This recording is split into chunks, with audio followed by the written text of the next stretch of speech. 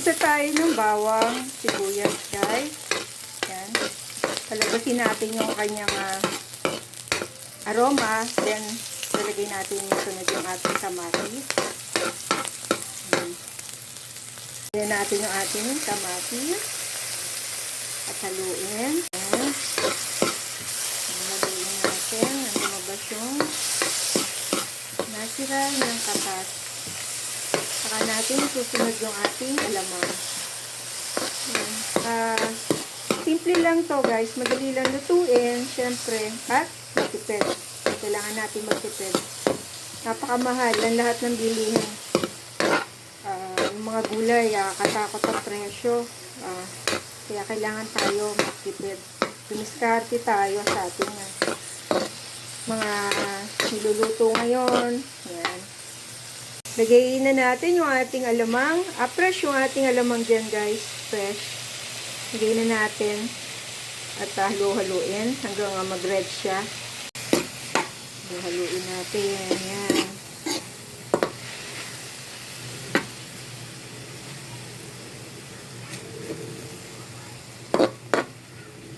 Lagay tayo ng konting paminta. Yan. Konting asin muna guys. Lalagay din tayo ng konting, syempre alam niyo na yan, pampalasa. Konti lang. Haluin natin ang mapantay yung pagkakaluto ng ating alamang guys. Yan. Haluin natin.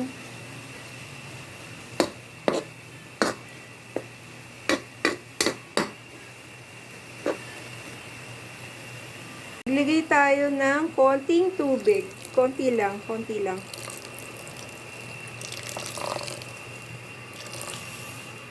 Antayan nating kumulo at saka natin nilalagay yung ating ampalaya. Yan, kumukulo na. Lalagay na natin yung ating ampalaya, guys. Yan. Lagay na natin yung ating ampalaya. Haluin natin ng konti. Dahan-dahan ng halo, guys, sa pagka-ampalaya para hindi siya talaga pumapait masyado. Yan. At saka, hindi siya overcook.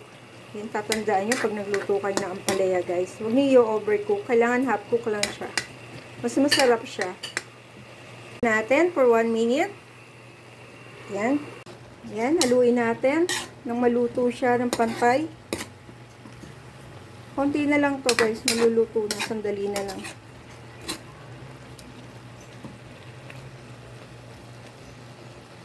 Titikman natin kung okay na yung alat niya at kung kulang magdadagdag tayo. Okay na? Okay na yung alat niya guys kasi yung ating ampalaya nilamas muna natin yan sa asin, then hinugasan natin para sigurado hindi siya mapait masyado. Kaya hindi ako talaga naglalagay ng marami agad na salt. Kaya sa huli, ako nag-a-adjust. Ayan, luto na siya guys. Yung ating ampalaya na may sariwang alamang. Ayan guys, luto na yung ating lunch for today.